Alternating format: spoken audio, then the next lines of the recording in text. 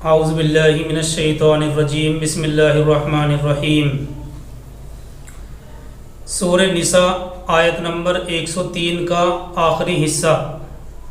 اللہ تعالیٰ فرماتے ہیں فَإِذَا اطْمَأْنَنْتُمْ فَأَقِیمُوا الصَّلَاةَ فَإِذَا اطْمَأْنَنْتُمْ فَأَقِیمُوا الصَّلَاةَ، پھر جب تمہیں اطمینان حاصل ہو جائے تو نماز قائم کرو، یعنی آداب اور شرائط کے ساتھ۔ آگے اللہ تعالیٰ فرماتے ہیں ان الصلاۃ کانت علی المؤمنین کتابا موقوتا، یقیناً نماز ایمان والوں پر فرض کی گئی ہے وقت کی پابندی کے ساتھ۔ ان الصلاۃ کانت علی المؤمنین کتابا موقوتا، یقیناً نماز ایمان والوں پر فرض کی گئی ہے وقت کی پابندی کے ساتھ۔ یہ تو ترجمہ ہوا۔ یہ آیت کا آخری حصہ مسجدوں میں بھی لگا رہتا ہے، اور اس میں اس آیت کے آخری حصے میں اسی چیز کو بیان کیا گیا ہے کہ نماز کو اس کے وقت پر ادا کرنا چاہیے، کیونکہ نماز ٹائم سے متعلق، وقت سے متعلق ہے، اور ہر نماز کو اسی وقت میں ادا کیا جا سکتا ہے جبکہ اس کا ٹائم ہو۔ دیکھیے، اس سے پہلے صلاۃ خوف کے بارے میں عرض کیا گیا، اور یہ صلاۃ خوف کی مذکورہ شکل جو بیان کی گئی صرف اضطراری حالت میں ہوگی، یعنی مجبوری کی حالت میں ہوگی، مگر جب خوف ختم ہو جائے اور امن حاصل ہو جائے تو نماز کو شریعت کے احکام اور آداب کے مطابق ادا کرنا ضروری ہے، کیونکہ یہ ایک اہم فریضہ ہے، اور صلاۃ خوف صرف اضطراری حالت میں اس کا وجوب ثابت ہوتا ہے، لیکن جب خوف ختم ہو جائے اور امن حاصل ہو جائے تو نماز کو شریعت کے احکام اور آداب کے مطابق ادا کرنا ضروری ہے۔ اور رہی نماز کی فرضیت، تو نماز کی فرضیت قاعدے کے مطابق اس کے وقتوں کے ساتھ مقرر کی گئی ہے۔ نماز کے اوقات کی وضاحت ایک حدیث میں مذکور ہے۔ اس حدیث کے مطابق حضرت جبرائیل علیہ السلام نے لگاتار 2 دن حضور صلی اللہ علیہ وسلم کو نمازیں پڑھائیں۔ ایک دن 5 نمازیں اول وقت میں پڑھائیں، جبکہ دوسرے دن 5 نمازیں آخر وقت میں پڑھائیں، اور پھر بتلایا کہ نماز کے اوقات ان حدود کے درمیان ہیں۔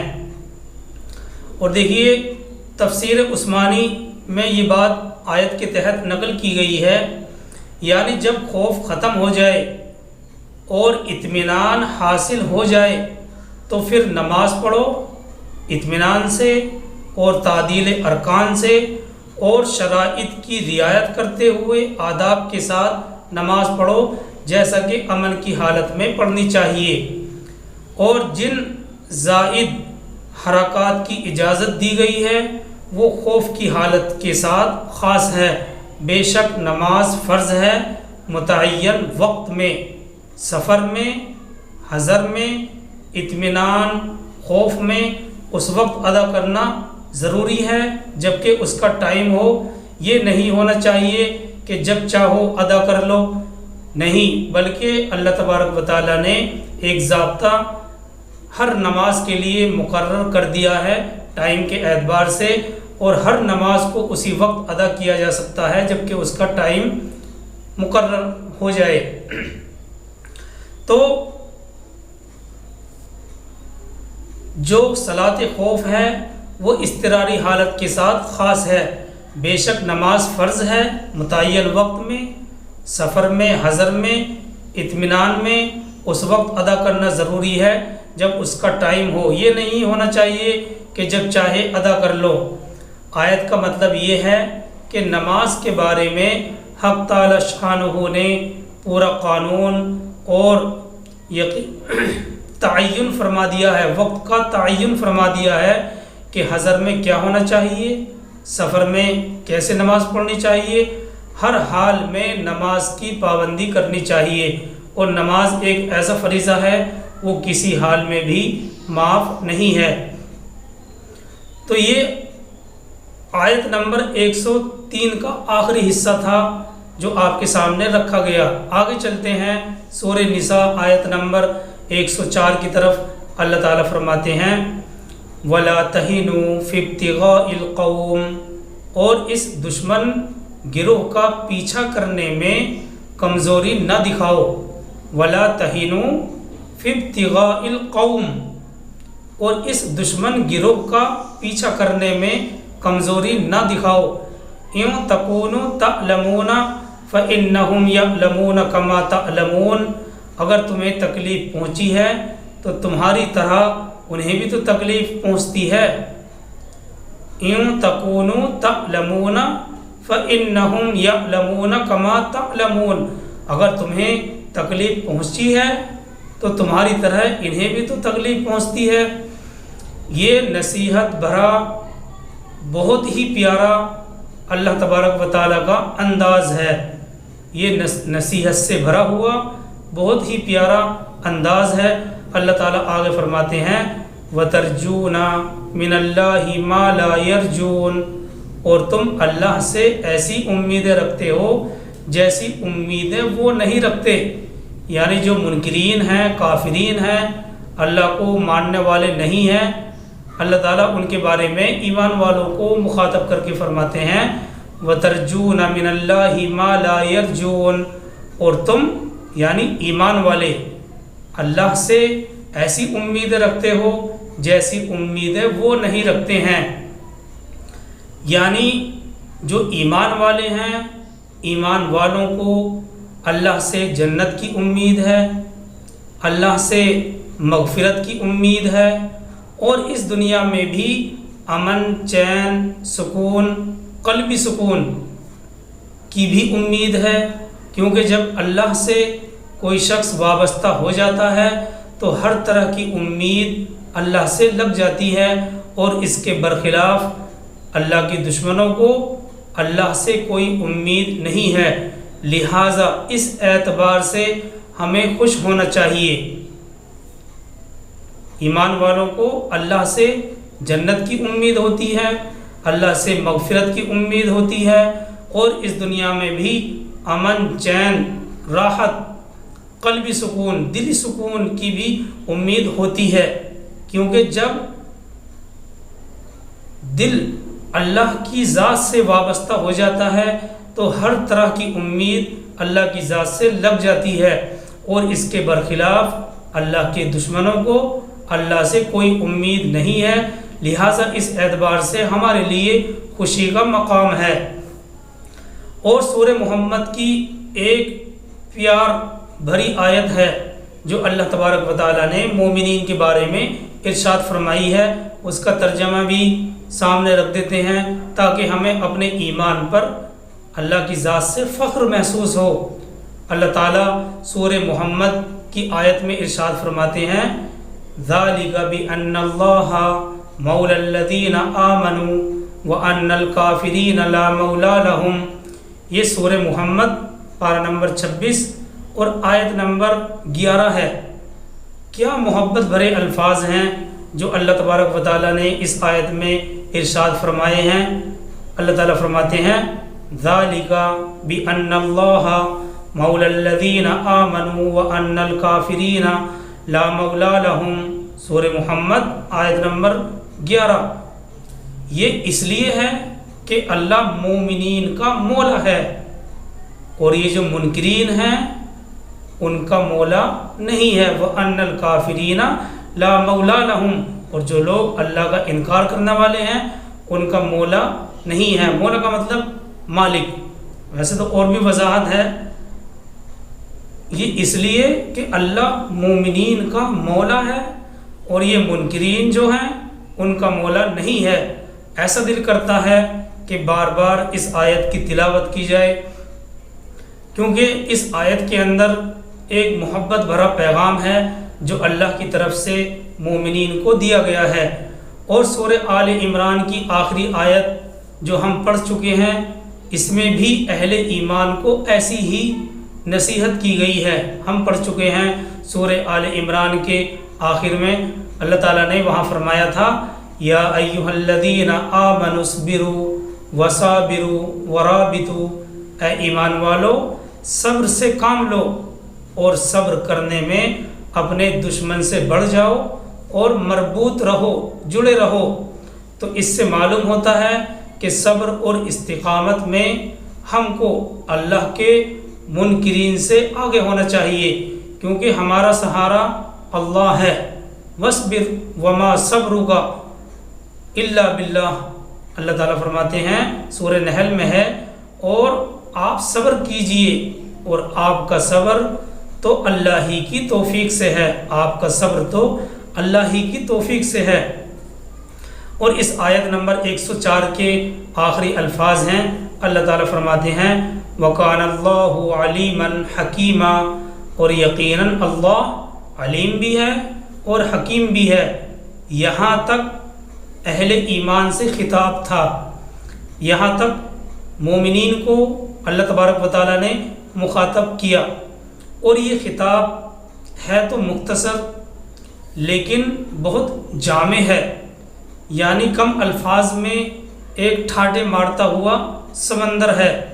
اہل ایمان سے اس مختصر خطاب کے بعد اب اگلے رکوع میں پھر منافقین کا ذکر کیا جا رہا ہے۔ یہاں تک جو خطاب تھا وہ اہل ایمان سے تھا، اب جو آگے آیت آئے گی آیت نمبر 105 اور یہ اگلا رکوع شروع ہوگا، اس پورے رکوع کے اندر منافقین کا ذکر کیا جا رہا ہے۔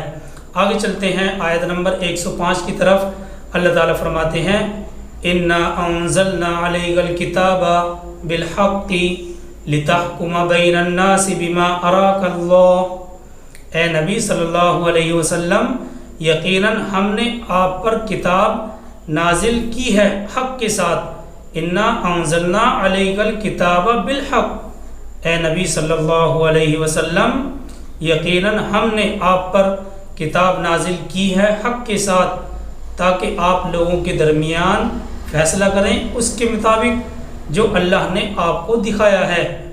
لِتَحْكُمَ بَيْنَ النَّاسِ بِمَا أَرَاكَ اللَّهُ، تاکہ آپ لوگوں کے درمیان فیصلہ کریں اس کے مطابق جو اللہ نے آپ کو دکھایا ہے۔ مطلب یہ ہے کہ ایک تو اللہ نے اپنے رسول کو کتاب دی ہے، قانون دیا ہے، اور اسی کے ساتھ ساتھ آپ صلی اللہ علیہ وسلم کو خاص بصیرت بھی اللہ تبارک و تعالیٰ نے دی ہے۔ اللہ نے اپنے رسول کو کتاب دی، قانون دے دیا، اس کے ساتھ ساتھ آپ کو خاص بصیرت بھی عنایت کی ہے۔ مثال کے طور پر ہم ایسے سمجھ سکتے ہیں کہ عدالت میں ایک جج بیٹھا ہوا ہوتا ہے، اس کے سامنے قانون کی کتاب بھی ہے، مقدمے کا متعلقہ ریکارڈ بھی ہے، گواہیاں موجود بھی ہیں۔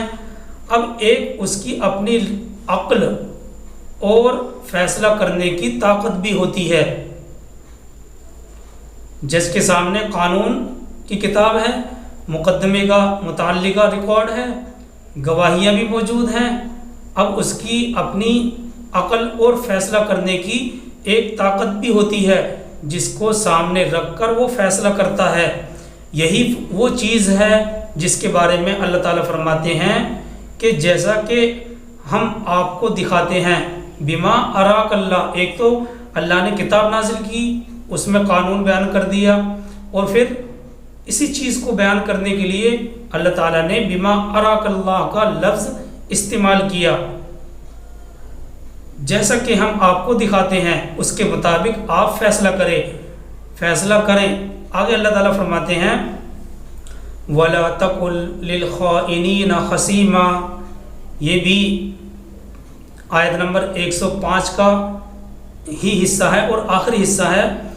وَلَا تَقُلْ لِلْخَائِنِينَ خَصِيمًا، اور آپ اے نبی صلی اللہ علیہ وسلم خیانت کرنے والوں کی طرف سے جھگڑنے والے نہ بنیں۔ وَلَا تَقُلْ لِلْخَائِنِينَ خَصِيمًا، اور اے نبی صلی اللہ علیہ وسلم آپ خیانت کرنے والوں کی طرف سے جھگڑنے والے نہ بنیں۔ یعنی اے نبی صلی اللہ علیہ وسلم آپ ان کی طرف سے وکالت نہ فرمائے۔ ایک شخص کہنے کو تو مسلمان ہے لیکن خیانت کرتا ہے، چوری کرتا ہے، آپ صلی اللہ علیہ وسلم کو اس کی طرفداری نہیں کرنی چاہیے۔ اصل میں کیا ہے، یہ آیت، اس آیت کے پس منظر میں ایک واقعہ ہے جو اس آیت کے شان نزول کے طور پر بیان کیا جاتا ہے۔ پہلے واقعے کو دیکھتے ہیں، پھر اس سے متعلق ہدایات اور اس واقعے سے نکلنے والے مسائل پر غور کیا جائے گا۔ واقعہ یہ ہے، دیکھو ترجمہ ہے، انا انزلنا علیک الکتاب بالحق لتحکم بین الناس بما اراک اللہ۔ اے نبی صلی اللہ علیہ وسلم ہم نے آپ پر کتاب نازل کی ہے حق کے ساتھ تاکہ آپ لوگوں کے درمیان فیصلہ کریں اس کے مطابق جو اللہ نے آپ کو دکھایا ہے۔ ولا تقل للخائنین خصیما، اور اے نبی صلی اللہ علیہ وسلم خیانت کرنے والوں کی طرف سے جھگڑنے والے نہ بنیں۔ آپ خیانت کرنے والوں کی طرف سے جھگڑنے والے نہ بنیں۔ تو اس آیت کے پس منظر میں ایک واقعہ ہے جو آیت کے شان نزول کے طور پر بیان کیا جاتا ہے۔ واقعہ یہ ہے کہ مدینے میں ایک خاندان تھا، بنو عبیرک کے نام سے یہ مشہور تھا، بنو عبیرک کے نام سے مشہور تھا۔ ان میں ایک شخص تھا جس کا نام ترمذی اور حاکم کی روایت کے مطابق بشیر ذکر کیا گیا ہے، اور بغوی اور ابن جریر کی روایت میں دوسرا نام بتلایا گیا ہے۔ بہرحال کوئی بھی نام ہو، ہمیں اس سے کوئی سروکار نہیں ہے۔ ایک شخص جس کا نام ترمذی اور حاکم کی روایت میں بشیر ذکر کیا گیا ہے، اس نے حضرت قتادہ بن نعمان کے چچا رفاعہ کے گھر میں نقب لگا کر چوری کر لی تھی۔ اس شخص نے، جو بھی اس کا نام تھا، اس نے حضرت قتادہ بن نعمان کے چچا رفاعہ کے گھر میں نقب لگا کر چوری کر لی تھی۔ ترمذی کی روایت میں یہ بھی ہے کہ یہ شخص در حقیقت منافق تھا، یہ شخص در حقیقت منافق تھا۔ مدینے میں رہتے ہوئے بھی صحابہ اکرام کی شان میں اس نے بہت سے اشعار لکھ کر دوسروں کے نام سے ان کی اشاعت کی ہے، دوسروں کے نام سے ان کی اشاعت کیا کرتا تھا، ان کو پھیلاتا تھا۔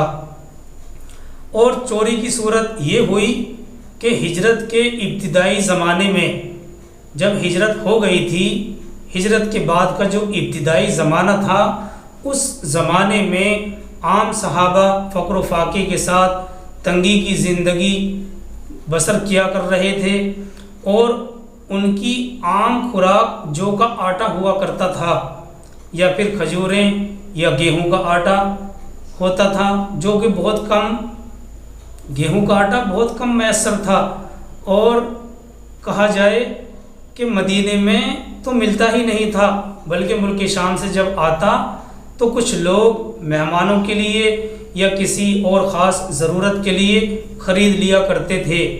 اسی طرح حضرت رفاعہ نے کچھ گیہوں کا آٹا خرید کر ایک بوری میں اپنے لیے رکھ لیا۔ اس بوری میں کچھ اسلحہ وغیرہ بھی رکھا تھا، ایک چھوٹی سی کوٹری میں محفوظ کر دیا۔ اب اس شخص نے اس کو بھانپ لیا، نقب لگا کر یہ بوری نکال لی۔ حضرت رفاعہ نے جب صبح کو ماجرا دیکھا تو اپنے بھتیجے حضرت قتادہ کے پاس گئے اور چوری ہونے کا واقعہ ذکر کیا۔ سب نے مل کر محلے میں تفتیش شروع کر دی۔ بعض لوگوں نے بتایا کہ آج رات ہم نے دیکھا کہ ترمذی اور حاکم کی روایت کے مطابق بشیر کے گھر میں، ہم ترمذی اور حاکم کا حوالہ اسی لیے دے رہے ہیں کیونکہ اس شخص کے نام میں اختلاف ہے۔ بہرحال لوگوں نے بتایا کہ اس شخص کے گھر میں آگ روشن تھی، ہمارا خیال ہے کہ وہی کھانا پکایا گیا ہے۔ اس شخص کو جب راز فاش ہونے کی خبر ملی تو خود آیا اور کہا یہ کام لبید بن سہل کا ہے۔ حضرت لبید کو سب جانتے تھے کہ یہ مخلص مسلمان اور نیک بزرگ ہیں، ان کو جب خبر ملی تو انہوں نے تلوار کھینچ کر لائے اور کہا کہ چوری کا الزام میرے سر لگاتے ہو، اب میں تلوار اس وقت تک میان میں نہیں رکھوں گا جب تک کہ چوری کی حقیقت پوری طرح واضح نہ ہو جائے۔ بغوی اور ابن جریر کی روایت میں یہ ہے کہ اس نے چوری کا الزام ایک یہودی پر لگایا تھا، اور مزید ہوشیاری اس نے یہ بھی دکھائی تھی کہ تھوڑا سا اس بوری کو پھاڑ دیا تھا جس سے آٹا گرتا رہا، اور رفاع کے مکان سے یہودی کے مکان تک اس آٹے کے آثار پائے گئے، اور شہرت ہونے کے بعد اس بوری کو اس نے یہودی کے پاس رکھوا دی تھی، اور تحقیق کے بعد اس کے گھر سے یہودی کے گھر سے برآمد ہو گئی۔ یہودی نے قسم کھائی کہ یہ بوری مجھے بشیر نے دی ہے، دوسری روایت کے مطابق یہ بوری ابن عبیرک نے دی ہے۔ حضرت قتادہ اور رفاع کو یہ گمان ہو گیا تھا کہ یہ چوری بشیر نے ہی کی ہے، ابن عبیرک نے ہی کی ہے، اور انہوں نے اس واقعے کی اطلاع سرکار دو عالم صلی اللہ علیہ وسلم کو دی، اور جب عبیرک کو خبر ملی تو وہ حضور کی خدمت میں آیا اور اس نے رفاع اور قتادہ کی حضور سے شکایت کی کہ بغیر کسی ثبوت کے، بغیر کسی دلیل کے یہ ہمارا نام لگا رہے ہیں، حالانکہ چوری کا مال ایک یہودی کے گھر سے برآمد ہوا ہے۔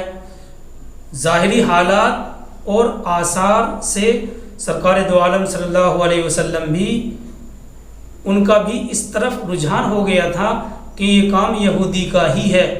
یہاں تک بغوی کی روایت میں ہے، یہاں تک کہ بغوی کی روایت نے یہ بھی نقل کیا ہے کہ حضور صلی اللہ علیہ وسلم کا ارادہ ہو گیا تھا کہ یہودی پر چوری کی سزا جاری کر دی جائے، اور ادھر حضور صلی اللہ علیہ وسلم نے حضرت قتادہ سے یہ بھی کہہ دیا تھا کہ آپ بغیر دلیل اور بغیر ثبوت کے ان پر الزام لگا رہے ہو۔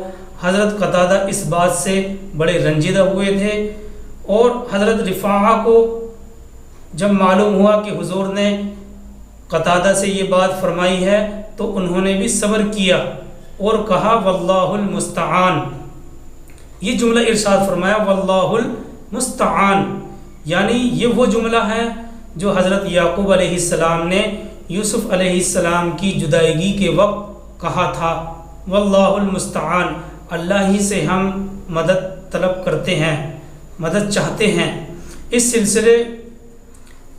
اس معاملے کو کوئی زیادہ وقت نہیں گزرا تھا کہ قرآن کا ایک پورا رکوع اس بارے میں نازل ہو گیا، جس کے ذریعے حضور صلی اللہ علیہ وسلم پر واقعے کی پوری حقیقت کھول دی گئی۔